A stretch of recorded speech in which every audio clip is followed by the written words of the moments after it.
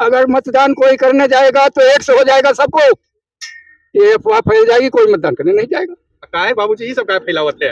अफवाह अफवाह लोगों की जान मार देती है। अब ऐसी अफवाह फैलाई गई अब है। वही रो रहे हैं, हम भी मतदान करके रोएंगे। गलत हो जाएगा तो रोएंगे हम भी। हाँ।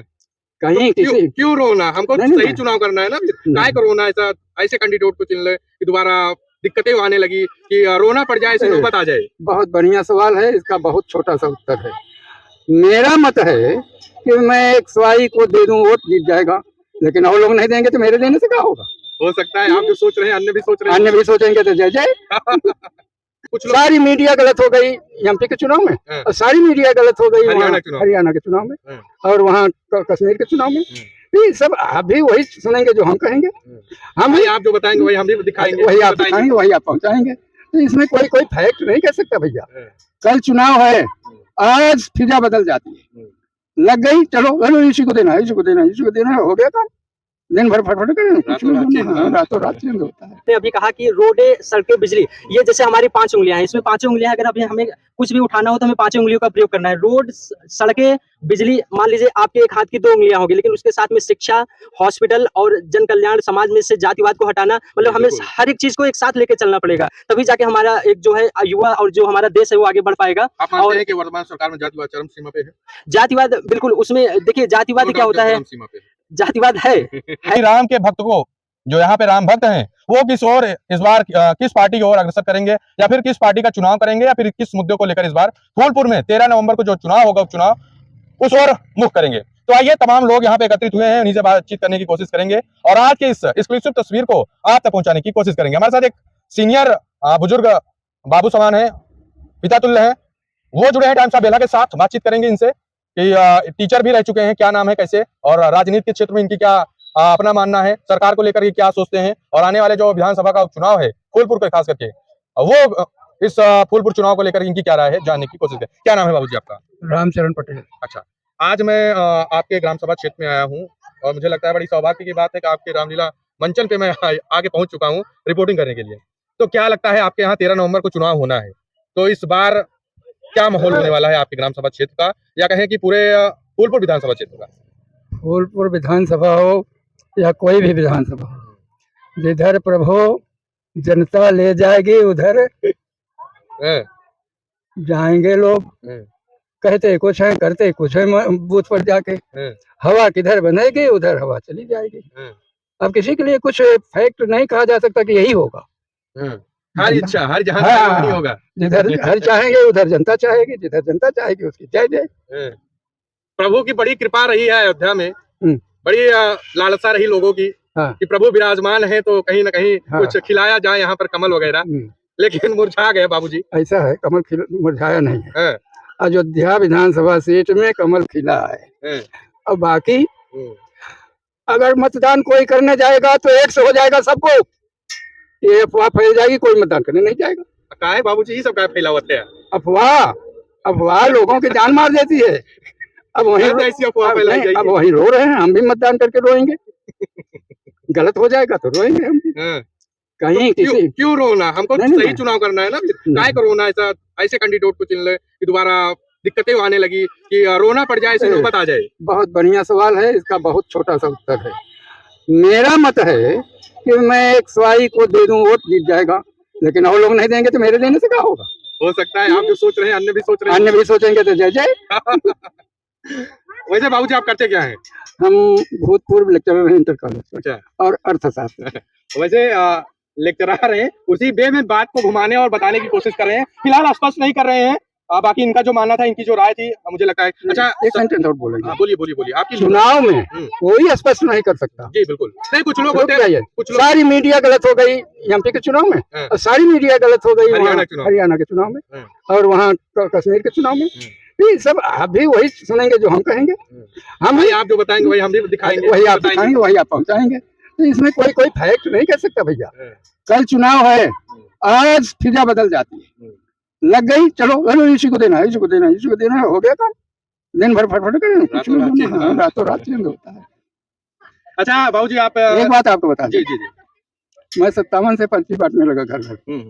मैं लोहिया जी से बहुत प्रभावित था, समाजवादी था सब दिन।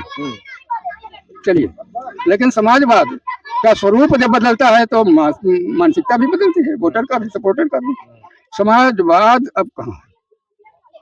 वो लोग तो बोलते हैं कि समाजवादी आज भी समाजवाद पे रास्ते पे चल रही है। मैंने सवाल किया कहाँ है, आप वहीं बता दीजिए, किस प्रदेश में है, किस जिले में है, किस देश में है। अब तो उनके राष्ट्रीय अध्यक्ष ही बता सकते हैं क्या कैसे है। वो मैं किसी का नाम नहीं लूंगा। मैं समाजवाद की बात करता हूँ। हमारे देश में समाजवादी राजनीतिक व्यवस्था है, समाजवाद संविधान के अनुसार। लेकिन समाजवाद कहाँ है?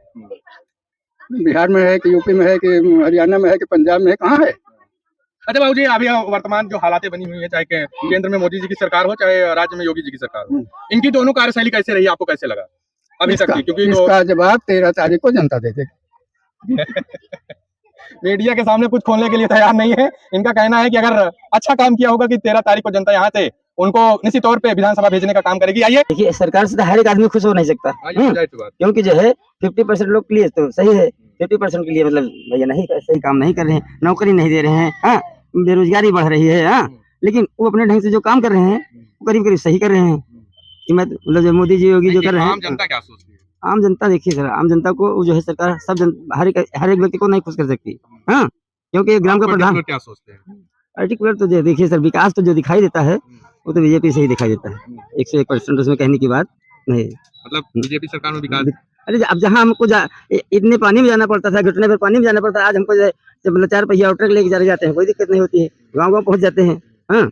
और कोई सरकार में तो ऐसा नहीं हुआ कि जो है हम हर गाँव में जो पक्की सड़कें पा जाएंगे। क्योंकि सड़क के साथ साथ मुझे मानना है कि रोजगार की भी बेहद जरूरी होगा या फिर शिक्षा भी। सरकार तो मतलब प्रयास ही कर रही है कि मतलब जो रोजगार दे, लेकिन वो दूसरे ढंग से रोजगार दे रही है, क्योंकि जो है रोजगार को सर वो कॉन्ट्रैक्ट कर रही है, रोजगार को दे रही है, लेकिन वो कॉन्ट्रैक्ट बेसिस पर वेतन मान कम करके जो है रोजगार दे रही है। लोगों को पसंद नहीं है वो चीज, हाँ भैया शिक्षा मित्र है, वो जो है एडहाक पे है, हाँ, और जो भी मतलब हर एक चाहे रेलवे हो, हाँ, उसको भी मतलब जो कॉन्ट्रैक्ट मतलब दे चुके हैं, ठेके पे रख दिया जा रहा है, हाँ, वो ठेकेदार अपने ढंग से पैसा दे के सरकार को मतलब संस्था को चला रहा है, हाँ। क्या रेलवे चल नहीं रही? रेलवे चल रही है, लेकिन अब गवर्नमेंट को उसमें फायदा तो है, क्योंकि जो तनख्वाह उसको 1 लाख रुपए देना तो 50 में काम अपना कर ले रही है। तो संतुष्ट हैं आप बीजेपी सरकार से? अरे सर संतुष्ट मतलब हम तो भाई संतुष्ट ही हैं फिलहाल, इसमें कहने की द्वारा है। चलिए, और युवाओं के रोजगार पर अत्यधिक ध्यान दिया जाए, सड़कें बनी और काफी बीजेपी की सरकार में काफी काम अच्छे हुए, सड़कें बन गई, बिजली का काम हुआ, सब कुछ सारी चीजें अच्छी हैं, बहुत अच्छी बात है, इस चीज के लिए मैं बहुत तारीफ करता हूं। लेकिन रोजगार कहाँ है? आज का हर एक युवा रोजगार के लिए परेशान है। रोजगार आप नहीं दे पा रहे हैं तो ठीक है, कुछ ऐसे साधन उत्पन्न कीजिए जिससे रोजगार हो। जैसे आपने कौशल विकास योजना लाया, उसमें काफी युवाओं को पढ़ने का मौका मिला, अवसर मिला, ठीक है, लेकिन उसके बाद आपने उनका रिप्लेसमेंट कहाँ किया? वो पढ़ाई तो किए, कौशल विकास योजना से आपने उसको सिखा दिया, एक उनके अंदर हुनर डेवलप कर दिया, लेकिन उस हुनर को लेके जाके आज वो आपने कुछ संस्थानें चलाई, कौशल विकास योजना चलाई, सर्टिफिकेट दिए, सब कुछ दिए, लेकिन उस सर्टिफिकेट का कोई महत्व ही नहीं है। समाज में हम ले जा रहे हैं, हमें जैसे हमने सर्टिफिकेट लिया ब्लड बैंक टेक्नीशियन का, बीबीटी का, लेकिन उस सर्टिफिकेट पे बिहार पे हम किसी से नौकरी मांगने जा रहे हैं ब्लड बैंक में, तो कह रहा है कि ये क्या है, इस सर्टिफिकेट को फालतू फेंक दो, क्योंकि मुझे डिप्लोमा होल्डर चाहिए, मैं उसी को ही अलाउ करूंगा। तो फिर आपने ये स्किल डेवलपमेंट करके हम लोगों को ये सर्टिफिकेट करके क्या हुआ? इसका कोई लाभ हुआ? महिलाओं के लिए, बच्चों के लिए आपने बहुत सारी स्कीमें चलाई, लेकिन उस स्कीम को वो जानकर सीखकर खुद के लिए उनके लिए तो अच्छा हुआ, लेकिन वो उस स्कीम का, उस सर्टिफिकेट का उपयोग कहाँ पे करें? अब आपने गवर्नमेंट वैकेंसी निकाली, उसमें लैब टेक्नीशियन के लिए निकाल दिया कि आपने एसजीपीजीआई जैसे बड़ी संस्था है लखनऊ में, तो आपने उसके लिए वैकेंसी, वहां पे आपने डिप्लोमा होल्डर को हटा दिया, आपने बोला कि नहीं यहाँ पे सिर्फ बीएससी एमएलटी वाले ही फॉर्म को अप्लाई करते हैं, तो क्या डीएमएलटी वाले अप्लाई नहीं कर सकते फॉर्म को?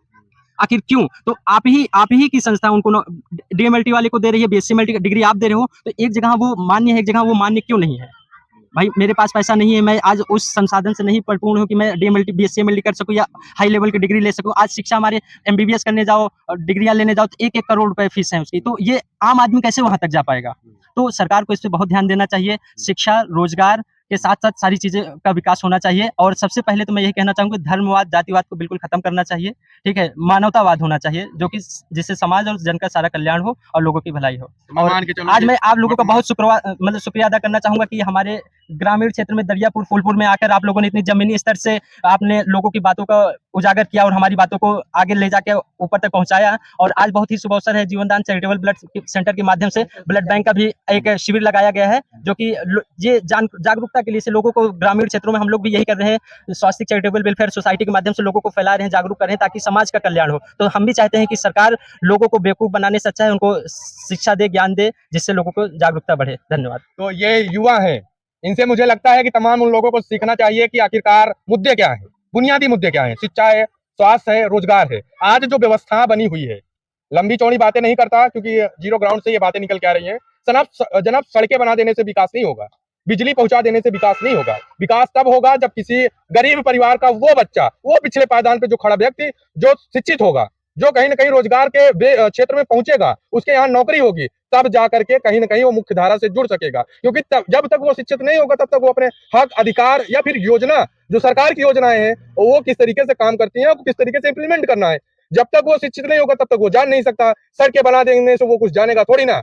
इस सड़कें बना देने से मुझे लगता है कि कोई जान लेगा सरकार की ये योजना है, नहीं जनाब। जब तक वो शिक्षित नहीं होगा तब तक ये नहीं जान पाएगा कि आखिरकार सरकार की कौन सी योजनाएं हैं और किन योजना के तहत हमको रोजगार मिल सकता है, या फिर किन योजना के तहत मैं अपने नए नए व्यवसाय की या फिर उत्पत्ति कर सकता हूँ, या फिर व्यवसाय कर सकता हूँ, या फिर इस स्किल डेवलपमेंट को मैं सीख लूँ तो मैं इस तरीके से अपने क्षेत्र में मुझे लगता है कि अपना रोजी रोटी कमा सकता हूँ। मुझे लगता है इस युवा के अंदर वो बोलने की कला है और वो समझने की कला है। मुझे लगता है कि ऐसे ही तमाम युवाओं को समझना चाहिए कि सत्ता, सरकार, शासन चाहे जिसकी हो, XYZ, चाहे सपा की रही हो, चाहे मायावती की रही हो, चाहे भारतीय जनता पार्टी रही हो, किसी की भी सरकार रही हो, लेकिन सरकार में जिस तरीके से अभी इन्होंने कहा कि अलगाववाद, जाति धर्म से उठ करके कहीं ना कहीं कार्य करे, चाहे जो